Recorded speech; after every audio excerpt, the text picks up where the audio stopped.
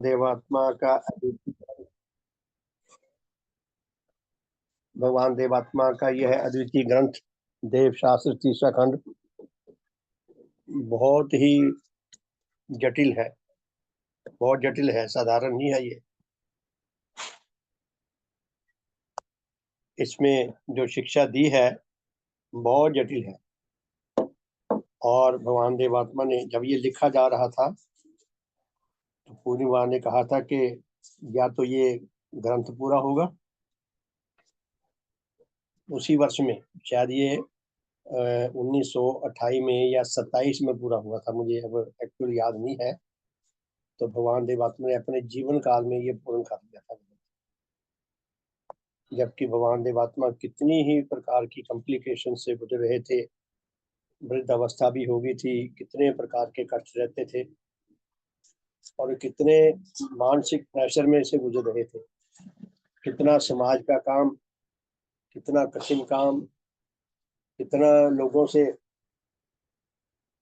और मिशन में लोगों से भगवान को कष्ट उठाना पड़ा, हर प्रकार का कष्ट उठाना पड़ा। लेकिन फिर भी भगवान देवात्मा तो महाबली है। उन्होंने अपने देवलोक गमन से पहले पहले ये ग्रंथ पूरा कर दिया था। और मुझे तुझको ये ग्रंथ सबसे ज्यादा जटिल लगता है। जितने भगवान ने पुस्तकें लिखी हैं, ग्रंथ लिखे हैं, वो पढ़ के मजा आता है, समझ भी आता है।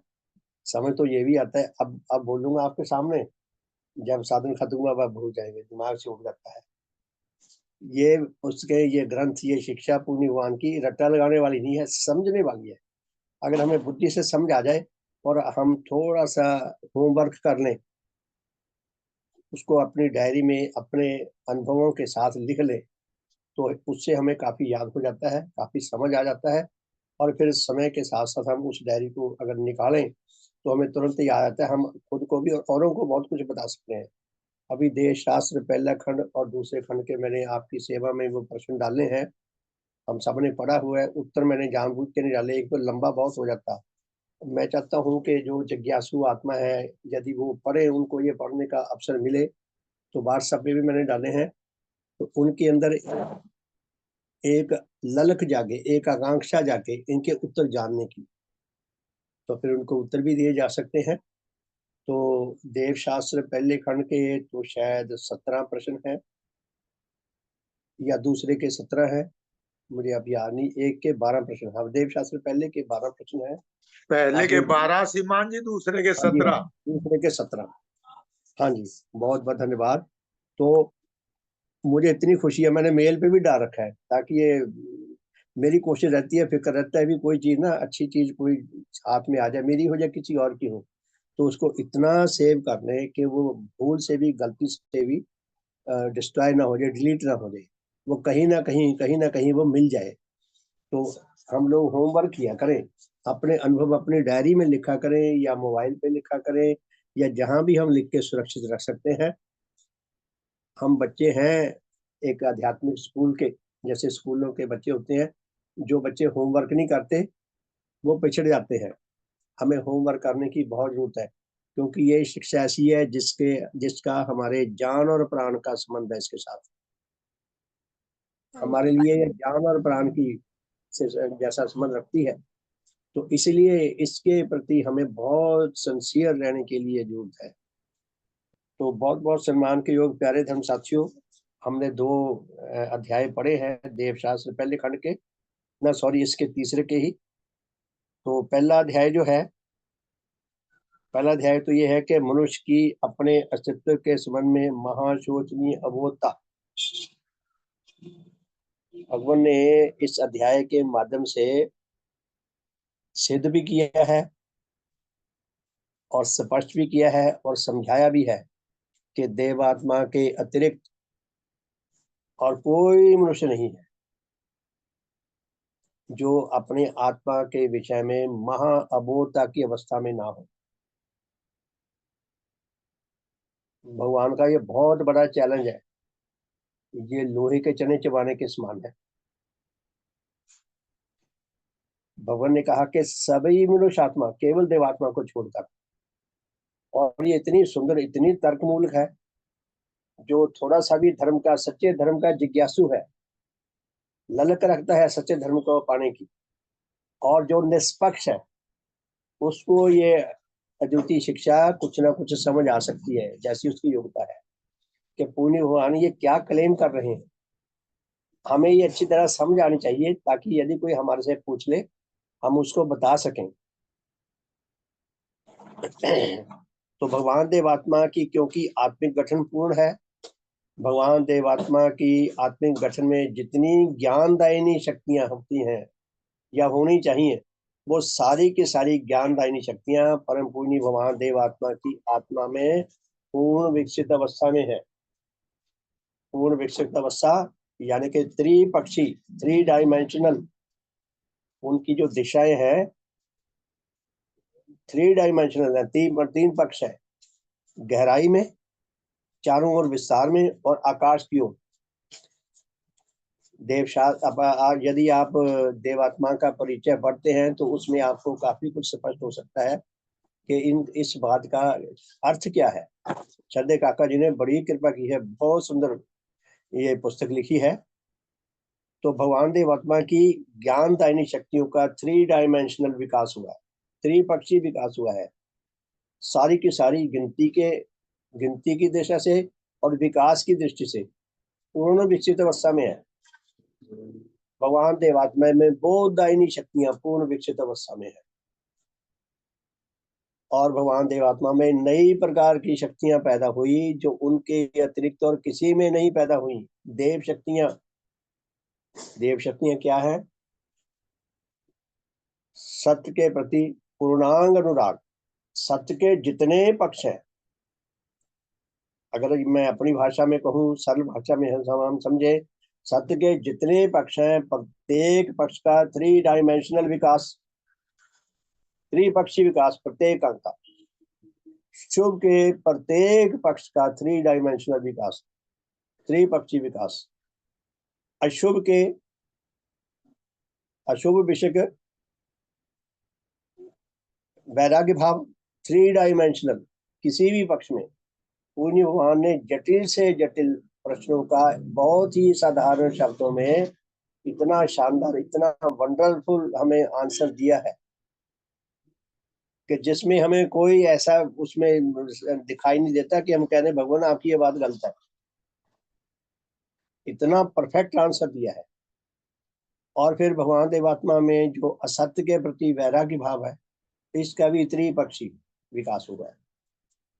तो इसी कारण भगवान देवात्मा में देव ज्योति पैदा हुई।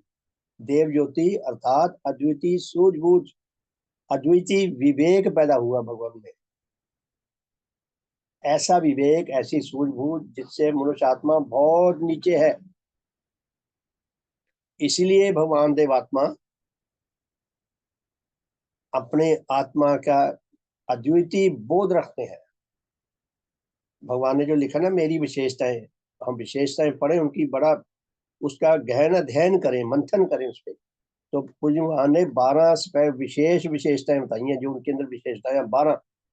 उन 12 विशेषताओं में एक भी विशेषता ऐसी नहीं जो 100% मात्रा में किसी अन्य व्यक्ति में हो। कुछ कुछ अंश तो होगा उनमें से।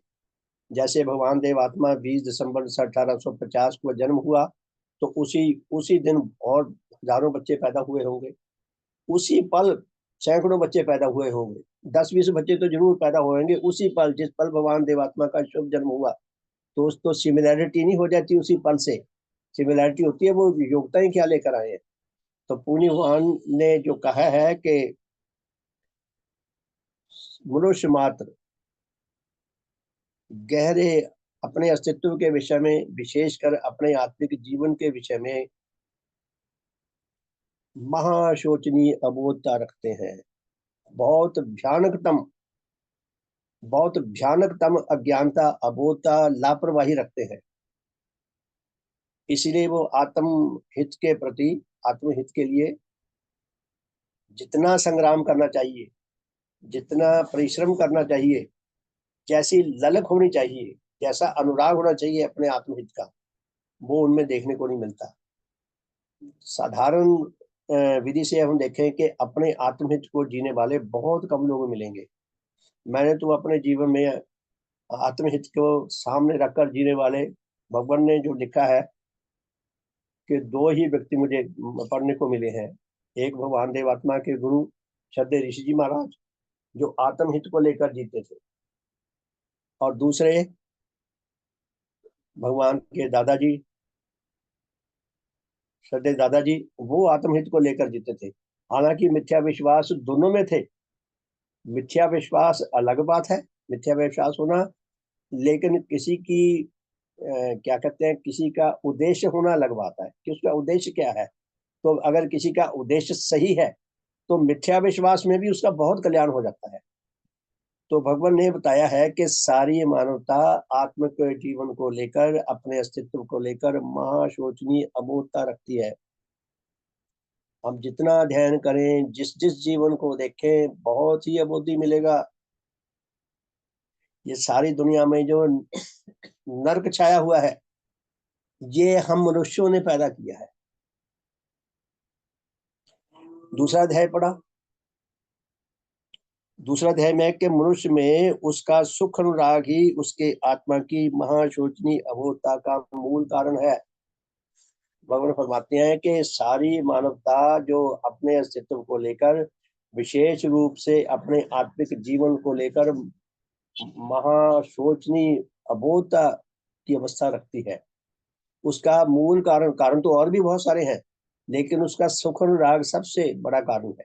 क्योंकि हम पशुवृत्ति लेकर आए हैं, हम उन्नतशील बुद्धि शक्ति लेकर आए हैं। उन्नतशील बुद्धि शक्ति से हमारे भले विकास में हमने आगे बढ़ना था, लेकिन हमने अपनी उन्नतशील बुद्धि को अपने सुखों की तृप्ति में प्रयोग करना शुरू कर दिया। हमारा उधर आत्मा की ओर ध्यान ही नहीं जाता। हमारा ध्यान खाने पीने में, बस मौज मस्ती में रहता है। सारी उम्र इंसान यूं ही गवा देता है। तो तीसरा अध्याय जो है, अब देखिए, मुझे इसका थोड़ा जो ये जिस क्रम से ये लिखा है ग्रंथ, अब मुझे धीरे धीरे थोड़ा समझाने लगा है कि भगवान ने पहले दो विषय क्लियर किए, और तीसरा लिखा कि मनुष्य का विकास रुका पड़ा है। आप देखें, जब पुराने मोहल्लों में जैसे वो गलियां बंद हो जाती हैं, वो उनके टेढ़े मेढ़े नक्शे होते हैं मोहल्लों के, और कई जगह टेढ़े मेढ़े नक्शों में कई जगह ऐसा, या नहीं, कोई जगह ऐसा मिलता है कि आगे जाके गली बंद हो जाती है, तो गली के आगे किसी और के मकान है, कोई नया मोहल्ला शुरू हो गया। तो धर्म जगत में भी ये भी मोहल्ला बंद हो गया था। तो मनुष्यों ने सुख अनुराग के कारण, अधूरी आत्मिक गठन के कारण, जैसे अपने धर्म बनाए, थोड़ी बहुत इच्छा तो थी अपना जानने की, तो जो बनाया वो अपने सुख और दुख पर आधारित धर्मों की शिक्षा बनाई। जितने मत और मजहबों की शिक्षा है, उसका मूल आधार सुख के प्रति अनुराग और दुख के प्रति वैराग्य भाव है। तो सारे मत जो है, उनकी मूल शिक्षा अगर कोई कहे भी एक सेंटेंस में बताओ, एक वाक्य में बताओ, तो सारे मत, सारे मजहब सुख का लालच देते हैं और दुख का डरावा देते हैं, दुख का डर दिखाते हैं कि ये काम करोगे तो नरक में जाओगे, नरक में वहां तेल के कड़ाहों में उबाला जाएगा, और ऐसा करा जाएगा, वैसा करा जाएगा। और सुख का लालच देते हैं, ये करोगे तो तुम्हें सुख मिलेगा, स्वर्ग में जाओगे, स्वर्ग में जो है वहां दूध की नदियां बहती हैं, वहां पेड़ों पे मिठाइयां लगती हैं, जो उसका खाने पीने का, दूध पीने का, शराब पीने का, कई कहते हैं शराब की नदियां बहती हैं वहां पे। हमारे कहते हैं कि परियां हैं, परियां मिलती हैं, परियों का क्या करना हमने। तो इंसान की जो काम वासना, उसी की ओर उसका इशारा जाता है। उनके क्या कहते हैं, हूरें मिलती हैं। सारे कहते हैं ना, एक शेर है, पहुंची वहीं पे खाक जहां का खमीर था, कि मनुष्य की जो मूल प्रवृत्ति है, जो उसकी नेचुरल इंस्टिंक्ट है, सुख के प्रति गहरा आकर्षण और दुख के प्रति गहरी घृणा, तो उसने धर्म भी वैसे बना लिए, अपने देवी देवता भी वैसे बना लिए, अपने इष्ट भी ऐसे बना लिए। तो ये मनुष्य का जो ये विकास क्रम रुका पड़ा था, प्रकृति माता ने बड़ी कृपा करके, मैं तो कहूँगा बहुत दया करके, उसने हमें भगवान देवात्मा दैवी रूप में प्रदान कर दिए, कि भगवान देवात्मा मनुष्य के इस रुके हुए विकास क्रम को शुरू कर सके। तो तीसरा अध्याय हम कल पढ़ने लगे थे, थोड़ा सा टाइम बचता था, इसीलिए मैंने शुरू कर दिया था। तो मैं आज दोबारा शुरू करता हूँ।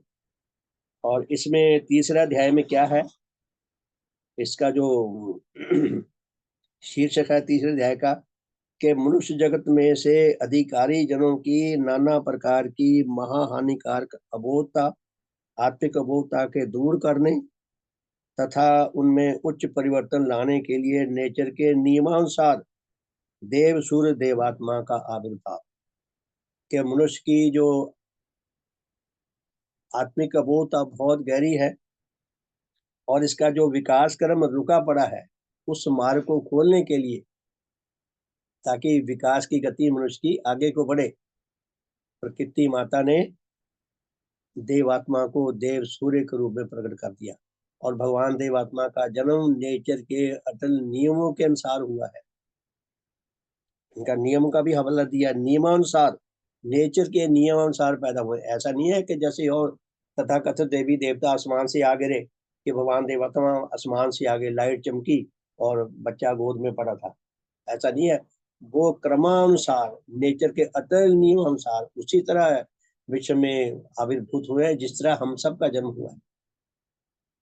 तो देखते हैं भगवान क्या फरमाते हैं।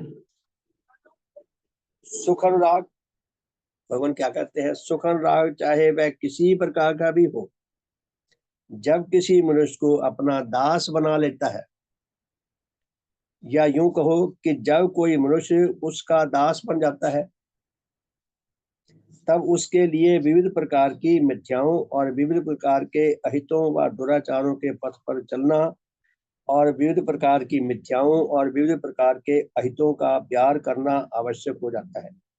जब कोई मनुष्य जिस विषय में सुख का दास बन जाता है, सुख का अनुरागी बन जाता है, अपने उस सुख की तृप्ति के लिए मनुष्य जो है वो अनेकों प्रकार की मिथ्याओं का और अनेकों प्रकार के दुराचारों का पथ ग्रहण करने के लिए विवश है। उसको पता ही नहीं चलता कि मैं इस मार्ग पर चल गया हूँ। और फिर जब पता चल जाता है तब भी वो इतना विवश को पीछे नहीं हट सकता, क्योंकि उसको सुखों का त्याग करना पड़ेगा।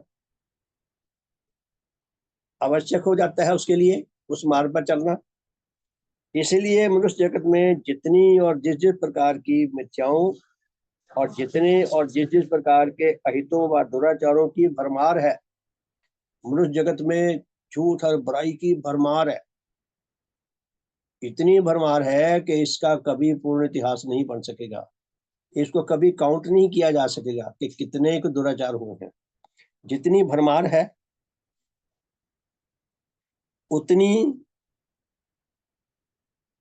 और उस प्रकार की मिथ्या कहीं भी पशु जगत में देखी नहीं जाती। पशु जगत तो बहुत थोड़े से पाप करता है, बहुत मामूली से, नाम मात्र।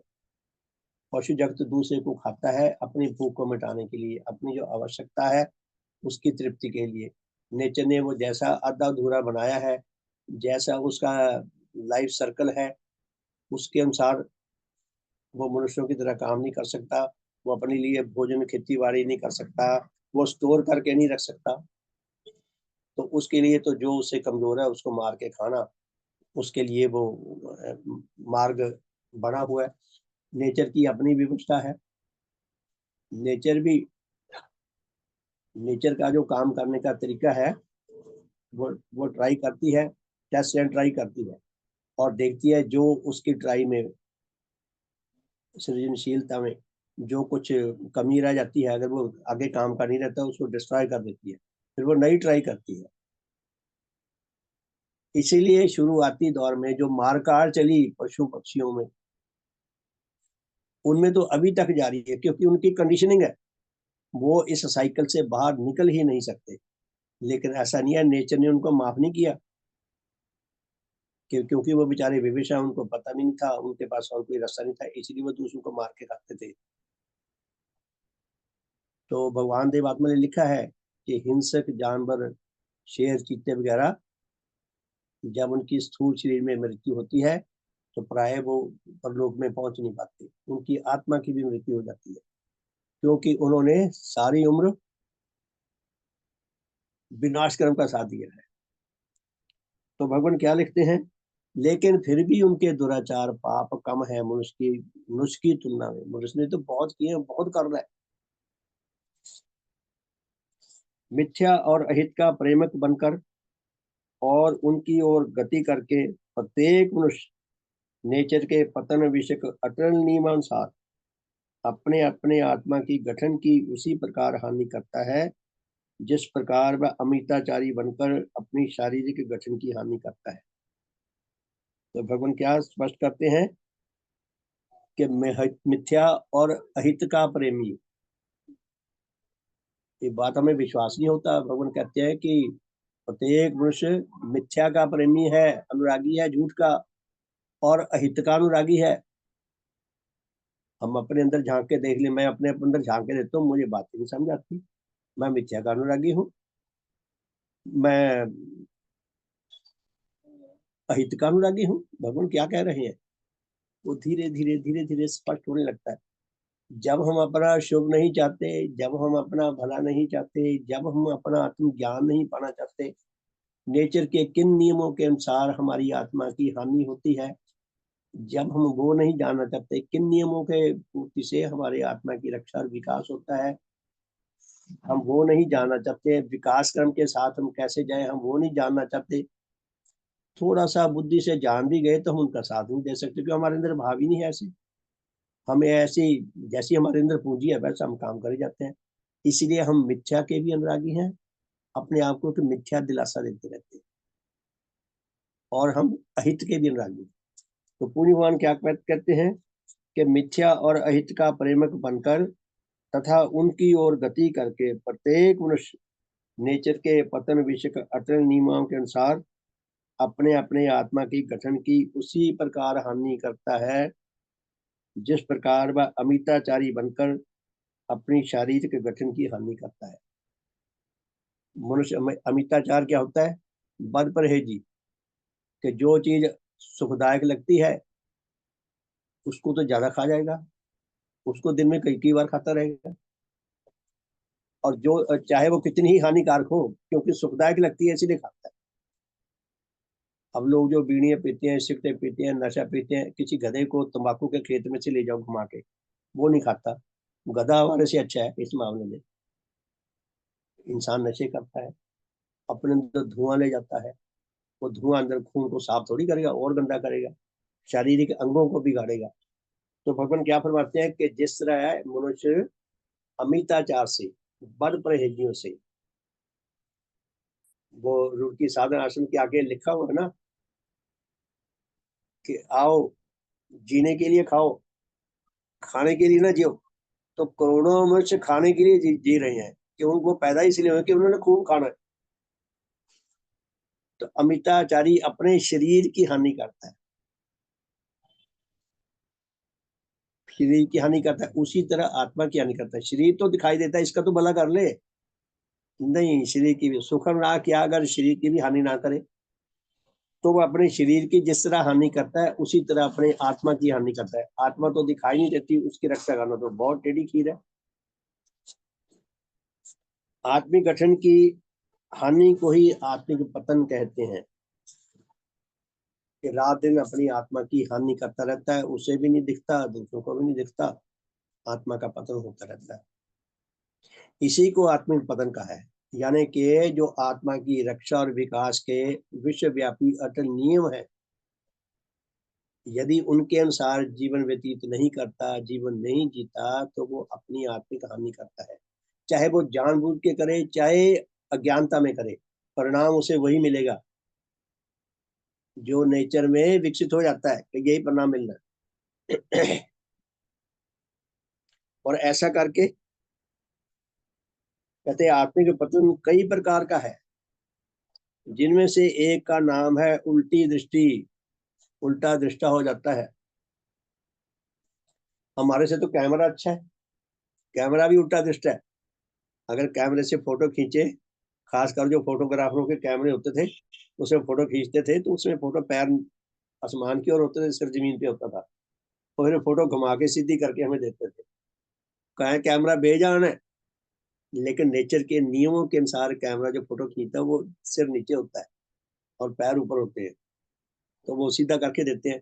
लेकिन हम मनुष्य जिनके पास बुद्धि है, इतनी सहूलतें हैं, इतनी सूझबूझ रखते हैं, उल्टा दृष्टा बन जाता है। उसको जो चीज सुख देती है वो उसे अच्छी लगती है, और जो चीज दुख देती है वो उसे बुरी लगती है।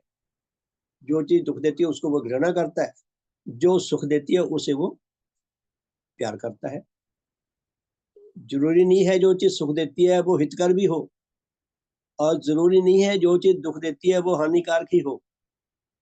तो भगवान क्या कहते हैं कि इस उल्टी दृष्टि के पैदा हो जाने से प्रत्येक मनुष्य जो कुछ उसे सुखकर बोध हो, जो कुछ उसे सुखकर लगे, सुखदायक लगे, चाहे वह उसके तथा औरों के लिए कैसा ही अशुभ कर हो, कैसा ही हानिकारक हो, मनुष्य उसका पक्षपाती बनकर उसे अच्छे, सुंदर और लाभदायक रूप में देखता है।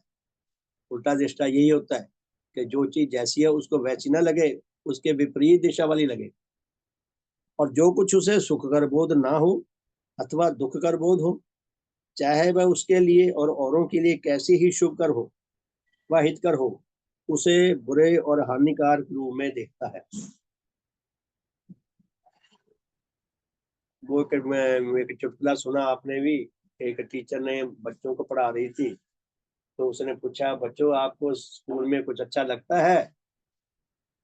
तो बच्चों ने कहा, हाँ जी, जब घंटी बजती है ना स्कूल की तो ये अच्छी लगती है। वो कहते कि बात पूरी नहीं, उसे समझ नहीं आई बात।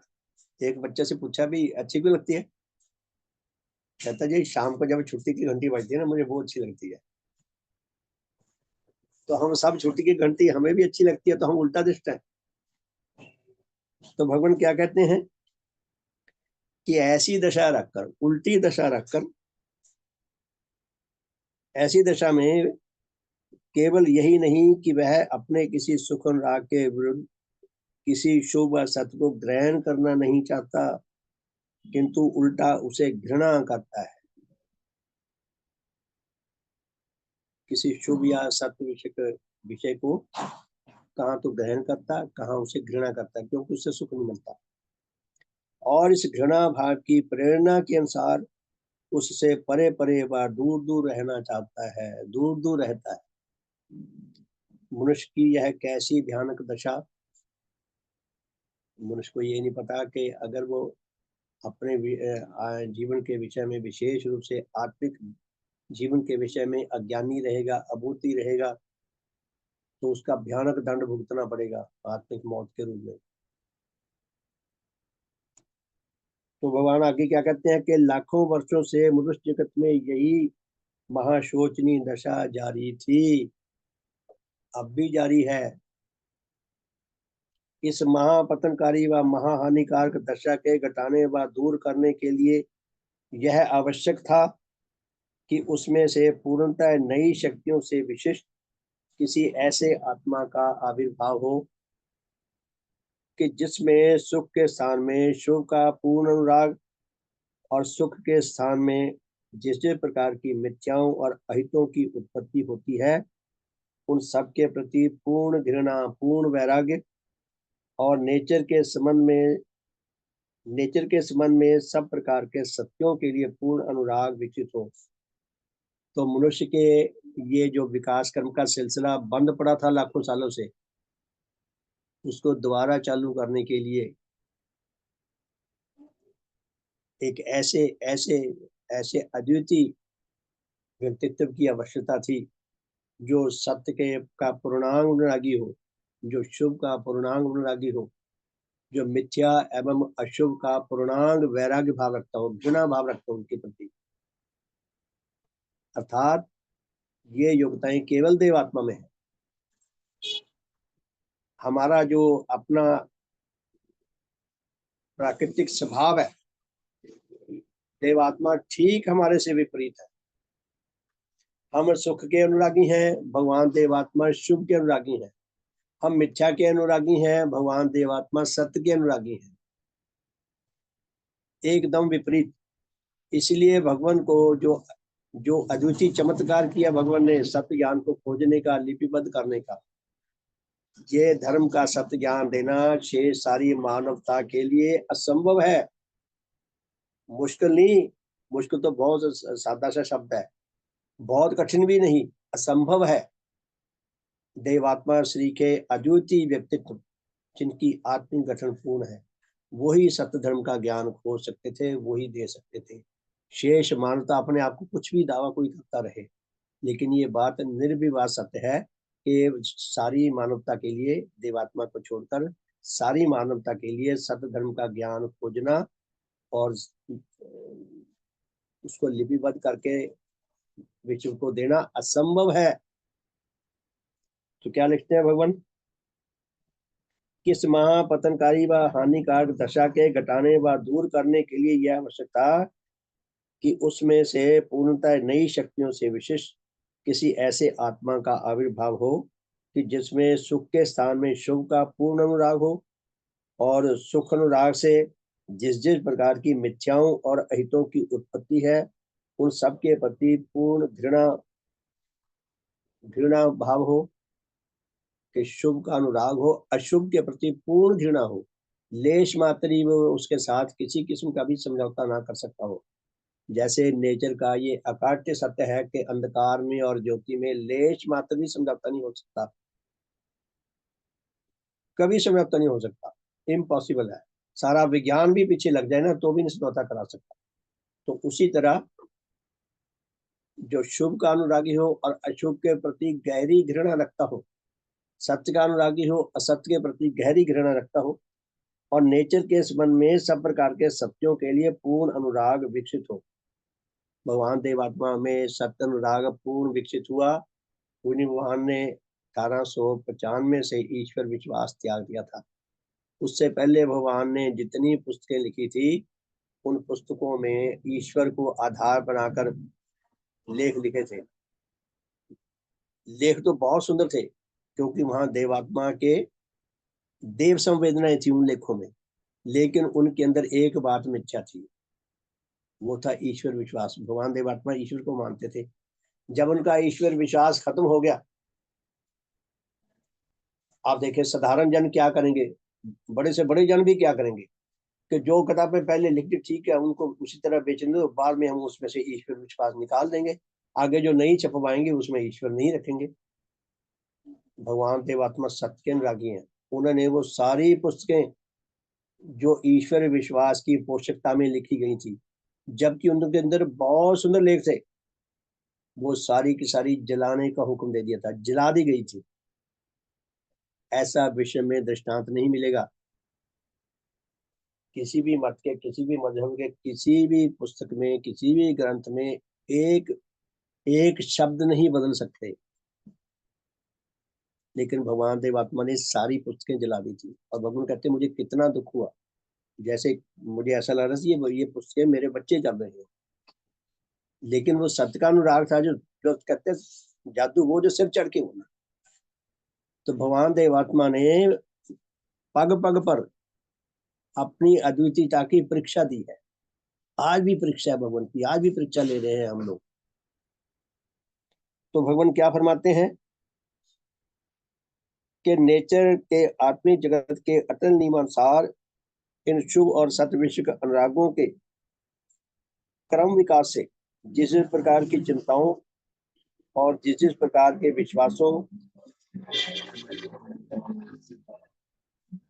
जिस जिस प्रकार की चिंताओं, जिस जिस प्रकार के विश्वासों, कथनों, वचनों व वाणी, उपदेशों, लेखों, समर्पणों और त्यागों आदि की उत्पत्ति होती है, उन सब की उन सब की उसमें उत्पत्ति हो। मैं द्वारा पढ़ता हूँ। नेचर के आत्मिक जगत के अटल नियमानुसार इन शुभ और सत्य विषय अनुरागों के क्रम विकास से जिस जिस प्रकार की चिंताओं, यानी कि जिस जिस प्रकार के भगवान में विचार पैदा होते थे सत्य और शुभ के अनुराग के कारण, और जिस जिस प्रकार के विश्वासों, जिस जिस प्रकार के उनके अंदर विश्वासों का ज्ञान और बोध जागता था, और जिस जिस प्रकार के वो शब्द बोलते थे, वचन बोलते थे, और उनको जो वो वाणी में उपदेश देते थे, जो वो लेख लिखते थे, जो वो समर्पण करते थे, जितना उन्होंने अपने आप को भेंट किया है, और जो जो उन्होंने त्याग किए हैं, आदि आदि, उनकी उत्पत्ति होती है। ऐसे ऐसे वो त्याग करने के लिए सत्य अनुरागी जो है वो ही ऐसे त्याग कर सकता है। और इन शुभ और सत्य विषयक अनुरागों के विकास से आत्मरूप प्रदर्शक जिस देव ज्योति और नेचर के विविध संबंधों में अहित नाशक और हित उत्पादक जिस देव तेज की उत्पत्ति होती है, उनका उसमें विकास हो। भगवान कहते हैं जिसके अंदर देव शक्तियां होगी, सरल भाषा में उसके अंदर देव ज्योति पैदा होगी, अद्वितीय सूझबूझ, अद्वितीय विवेक पैदा होगा, उसके अंदर देव तेज पैदा होगा, आध्यात्मिक बल पैदा होगा। तो उसकी ये लाजमी है कि उसके अंदर ही देव ज्योति और देव तेज पैदा होगा और उनका विकास होगा, ज्योति का और तेज का। और वह अपने आत्मा में इन शुभ और सत्य विषय पूर्ण अनुरागों को प्राप्त होकर मनुष्य जगत के उल्टा दृष्टा तथा अंधकारग्रस्त, अबोधी और पतित, परंतु किसी न किसी अंश में अधिकारी आत्माओं के लिए देव सूर्य होकर उनकी अपनी अपनी योग्यता के अनुसार उन्हें अपनी अद्वितीय देव ज्योति और अपना यह अद्वितीय देव तेज दान करे कि जो सत्य और शुभ का अनुरागी होगा उसको वो ऐसे ऐसे समर्पण करने की उसके अंदर योग्यता पैदा होगी। ऐसे ऐसे देव शक्तियों से संपन्न जन में देव ज्योति देव तेज पैदा होगा। उस देव ज्योति और देव तेज से उन्होंने ऐसी ऐसी शिक्षा को खोज करेगा। और जो अधूरी गठन वाले व्यक्ति हैं, चाहे वो सुख अनुरागी में है, चाहे वो निज घृणाकारी में है, लेकिन यदि अधिकारी आत्मा है, यदि वो कुछ भी सुपात्र हैं ऐसी शिक्षा को ग्रहण करने के लिए, उनको वो शिक्षा दे सकता है, उनके लिए है ये शिक्षा। और कहते हैं उनका सत्य उपास, सत्य मोक्ष दाता, सत्य धर्म शिक्षक व गुरु और सत्य और पूर्णांग कल्याण करता हो। तो ऐसा जन ऐसे मनुष्यों के लिए सत्य उपास्य होगा, सत्य मोक्ष दाता होगा, सच्ची मुक्ति प्रदान करने वाला। अब धारणा ही मनुष्य की बदली हुई है। मुक्ति क्या है? कोई कहता है जन्म मरण से मुक्ति, कोई कहता है ईश्वर में लीन हो जाना मुक्ति। अब ना तो ईश्वर है ना ये प्रमाणित हो सकता है। तो उसके साथ मैंने कईयों से पूछा, जन्म मरण से मुक्ति जो है ये इररेशनल बात है, ये तर्कहीन बात है। क्यों? यदि कोई व्यक्ति मर गया तो उस बात के हिसाब से तो वो जन्म लेने वालों में, दोबारा जन्म लेने वालों की लाइन में खड़ा है वेटिंग में, और जो जन्म ले लिया जिसने वो मरने वालों की लाइन में खड़ा है। ये तर्कहीन बात है। और फिर ईश्वर में लीन होने से कैसा फील करेगा? अब भगवान अलग है, मैं अलग हूँ। भगवान के हमें जो प्रभाव मिल रहे हैं उसके अनुसार हमारी अवस्था भी उच्च होगी, हमें उच्च सुख भी मिलता है, रस भी मिलता है। मेरी अपनी इंडिविजुअलिटी भी उसी तरह कायम है, मेरी निजता भी उसी तरह सुरक्षित और कायम है। और भगवान देवात्मा के साथ जुड़कर उनके देव प्रभावों को लाभ करके मुझे मेरे जीवन में उच्चता भी आ रही है, हम सबके जीवन में उच्चता भी आ रही है। तो हमें जो कहते हैं ना 2 in 1, हम 2 in 1 है। तो जो ये मुक्ति समझते हैं वो मुक्ति मिथ्या है, काल्पनिक है, तर्कहीन है। सच्ची मुक्ति क्या है? पुण्य भगवान ने स्पष्ट किया है कि हम जितनी भी आत्मिक विकारों से, जितने भी आत्मिक त्रुटियों से ग्रस्त हैं, अगर वो हमारी त्रुटियां सब दूर हो जाएं, हमारे आत्मिक रोग सब दूर हो जाएं, जो हमारे आत्मिक अंग नहीं है अगर वो जागृत हो जाएं, विकसित हो जाएं, बन जाएं नए अंग, और हम सत्य धर्म के अधिकारी आत्मा बनने की योग्यता प्राप्त कर लें, तो हमारी नीच जीवन से मुक्ति है। नीच जीवन मृत्यु लाता है, दुख लाता है, तकलीफ लाता है, दुर्बलता लाता है, क्रूरता लाता है, अंत में मृत्यु लाता है। और उसके विपरीत धर्म जीवन हमारे अंदर सुख पैदा करता है, हमारे नए नए आत्मिक अंग पैदा करता है, हमारे भाव उच्च होते हैं, हमारा जीवन उच्च होता है, हमारा जीवन अपने लिए बलिदान, अपने लिए, हमारे लिए ये वरदान बन जाता है, औरों के लिए वरदान बन जाता है। दोनों में अंतर है। तो पूज्य भगवान क्या कहते हैं कि ऐसा जन, अपने देव के बारे में कहते हैं, तो ऐसा जन सब अधिकारी आत्माओं के लिए सत्य उपास, सत्य मोक्षदाता, सत्य धर्म शिक्षक व गुरु और सत्य और पूर्णांग कल्याणकर्ता बन जाता है। हमारे आत्मा के जितने अंग हैं, जितना हम भगवान को अपने ऊपर अधिकार देंगे, जिस जिस अंग पर, जिस जिस हमारी ज्ञानदायिनी या बोधदायिनी शक्ति पर भगवान देवात्मा को हम कार्य करने का अधिकार देंगे, हमारी वो शक्ति विकसित हो जाएगी। सर्वांग कल्याण करता हमारे आत्मा के सभी अंगों का विकास करता है, क्योंकि ऐसे अद्वितीय देव सूर्य के बिना मनुष्य जगत के आत्माओं में इस प्रकार का परम वांछनीय उच्च परिवर्तन आ ही नहीं सकता कि भगवान के डिवाइन टच के बिना, भगवान के अद्वितीय प्रभावों के बिना किसी मनुष्य में ऐसा उच्च परिवर्तन आ ही नहीं सकता। नेचर के मनुष्य जगत में उसी की अपनी विकास विशिष्ट विधि के अनुसार इन सब प्रकार की अद्वितीय शक्तियों से विशिष्ट जिस आत्मा का आविर्भाव हुआ है, उसी आत्मा का नाम देवात्मा है। देवात्मा अर्थात सत्य, शुभ तथा आध्यात्मिक सौंदर्य से भरपूर आत्मा, देव आत्मा। यही देव आत्मा अपनी अद्वितीय देव ज्योति और अपने अद्वितीय देव तेज से विशिष्ट होने के कारण मनुष्य जगत के लिए उसी प्रकार सच्चा परंतु पूर्ण रूप से कल्याण करता देव सूर्य है। भगवान देवात्मा धर्म जगत के देव सूर्य है। देव सूर्य क्यों है? क्योंकि वो देव जीवनधारी, अद्वितीय देव जीवनधारी, देव शक्तियों से संपन्न, देव ज्योति एवं देव तेज संपन्न, विकास क्रम के अनुरागी, नेचर के स्थायी रूप के अनुरागी, जांच पड़ताल के अनुरागी है। इसलिए भगवान देवात्मा देव सूर्य हैं, धर्म जगत के सूर्य हैं। जिस प्रकार यहाँ के मनुष्य जगत और उससे नीचे के अन्य जीवित जगतों की विविध प्रकार से के शारीरिक कल्याण के लिए भौतिक सूर्य है। यह भौतिक सूर्य है। इसी भौतिक सूर्य के प्रखर ज्योति और तेज के कारण हमारा जन्म हुआ है, और जन्म से पहले ही हमारे खाने पीने का, रहने सहने का, हमारे संबंधी हम पैदा करती है। वो बच्चा मांस का लोथड़ा होता है, बिल्कुल ढिलढिल से करता है, उसको हाथ लगाते भी डर लगता है कि कहीं को बुला ही ना जाए। बिल्कुल नंग धड़ंग, ना उसको एक बार उठने की शक्ति, ना बैठने की शक्ति, ना देखने की शक्ति, ना बोलने की शक्ति, सिर्फ उसे एक ही भाषा आती है। कुछ भूख लगी है तब भी रोएगा, प्यास लगी है तब भी रोएगा, कोई तकलीफ है तब भी रोएगा, गर्मी लग रही है, सर्दी लग रही है तब भी रोएगा, पेट में दर्द है तब भी रोएगा। उसकी एक ही भाषा है। और आगे जिनके पास वो गया है वो किसी को नहीं जानता, वो भी उसे नहीं जानते, लेकिन वो कितना उनका गहरा संबंध हो जाता है। ये प्रकृति का कितना बड़ा जादू है, ये कि उसने ऐसे संबंधी हमें पहले दे दिए, हमारे से पहले बना रखे। मनुष्य ने जितना विकास किया, जो बच्चा आज पैदा हुआ वो सारा विकास उसके काम आएगा।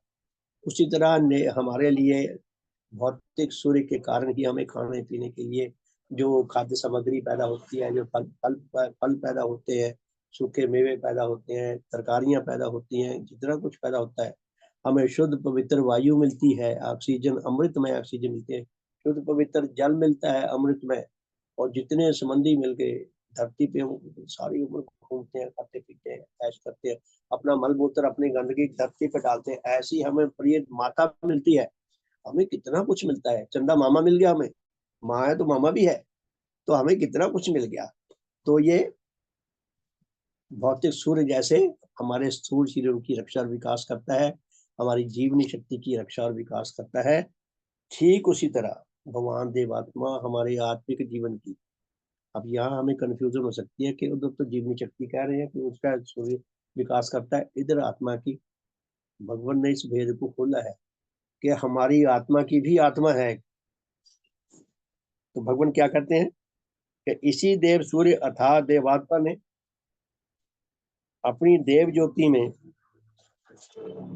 मनुष्य की आत्मा के अस्तित्व, मैं इसकी अंतिम लाइन पढ़ता हूँ पहले, चलो बाद में पढ़ते हैं।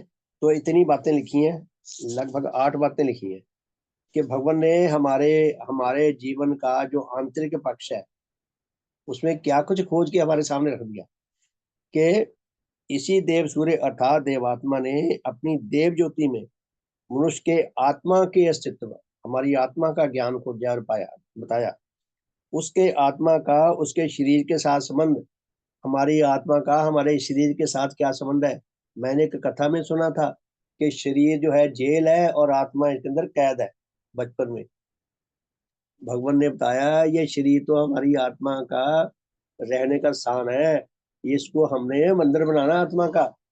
अगर ये ना हो तो आत्मा जीवित ही नहीं रह सकती। कितनी विपरीत शिक्षा और कितनी शानदार और भव्य शिक्षा। उसके आत्मा का उसके शरीर के साथ क्या संबंध है, उसके आत्मा की विविध प्रकार की शक्तियों से संयुक्त गठन क्या है, ये आत्मा किन चीजों की बनी हुई है, ऐसे में इसमें कौन सा मसाला लगा हुआ है, क्या क्या चीजें लगी हैं, भगवान ने बताया। उसकी इस गठन में विविध प्रकार के सुख विषय अनुराग क्या क्या है।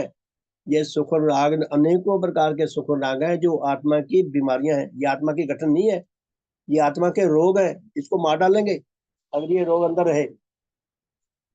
तो रोगों का बताया, हमें ज्ञान दिया। उसमें इन सुख अनुरागों से उत्पन्न विविध प्रकार की घृणाओं, मिथ्याओं और विविध प्रकार के दुराचारों की उत्पत्ति कि इस आत्मा में मनुष्य के ये जो रोग लगे हुए हैं, उन रोगों के कारण विविध प्रकार के घृणा पैदा होती है, विविध प्रकार की, और मिथ्याएं पैदा होती हैं, झूठ पैदा होती हैं। मिथ्या का अनुरागी बनता है इंसान इसीलिए। और विविध प्रकार के दुराचार करता है, पाप कर्म करता है। इन सब के इन सब से उसका महाशोचनीय पतन होता है कि मनुष्य आत्मा का पतन होता है। महाशोचनीय महाभयानक पतन होता है। अभी तक हमने क्या सुना था कि आत्मा अजर है, अमर है, निर्लेप है। आत्मा को सुधारने की कोई जरूरत ही नहीं। अब मुझे पता लग जाए मुझे शरीर को कोई बीमारी नहीं लगेगी, तो क्या मैं बिल्कुल सही चलूंगा? फिर मैं आंट शंट कुछ भी खाता रहूंगा, कभी भी खाता रहूंगा, एक्सरसाइज करूं ना करूं, गंदे बंद कमरे में बंद करके अपने आप को रखूं, साफ सुथरी हवा में ना जाऊं, साफ सुथरी ज्योति में ना जाऊं, ना कभी नहाऊं, ना धोऊं, ना कपड़े बदलूं, ना कुछ भी ना करूं, तो मेरी आत्मा निर्लेप रहेगी, इस पर कोई असर नहीं रहेगा। ये तर्कहीन और गलत बात है। हम हर वक्त मौत के मुंह में बैठे हैं।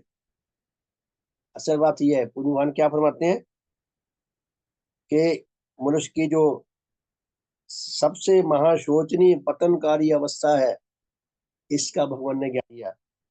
ऐसे पतन से,